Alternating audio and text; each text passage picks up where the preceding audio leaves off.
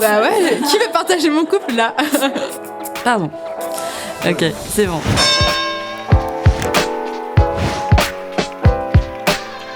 Bonjour, donc je suis Guillaume Connor, je suis médecin généraliste et j'exerce à l'espace santé étudiant où je prends en charge entre autres des thématiques de santé sexuelle.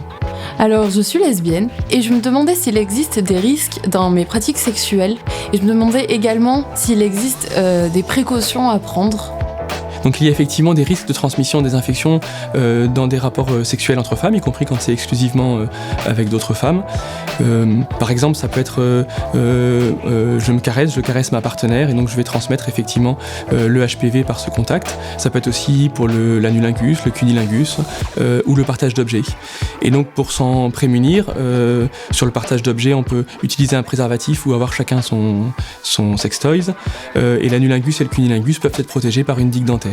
Il y a également d'autres moyens qui existent.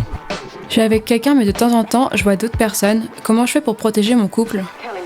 Donc déjà en réduisant le risque d'avoir une infection lors de ces rapports avec d'autres partenaires, en utilisant le préservatif par exemple, en limitant aussi le nombre de partenaires, et puis aussi en se dépistant, puisque une infection qui est dépistée et traitée, eh bien on ne va pas pouvoir la transmettre à son partenaire habituel. J'ai une connaissance qui utilise la PrEP. C'est quoi exactement ? La PrEP, c'est un traitement médicamenteux qu'on peut prendre pour éviter d'attraper le VIH, qui est donc plutôt destiné à des personnes pour lesquelles il persiste un risque élevé d'avoir le VIH malgré les autres mesures qu'on met en place. Ce traitement médicamenteux ne prévient pas contre les autres IST. C'est pour ça qu'il faut plusieurs moyens de se protéger pour réduire les risques des différentes IST.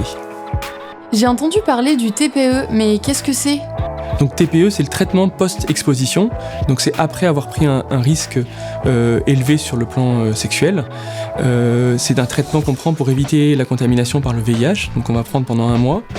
Donc le niveau de risque il va être évalué par un médecin, donc on conseille de consulter du coup assez rapidement pour savoir si ce risque justifie ce traitement ou pas. Et il faut le faire assez tôt parce que ce traitement est d'autant plus efficace qu'il est pris tôt, idéalement dans les 4 heures, mais en tout cas dans les 48 premières heures après le rapport.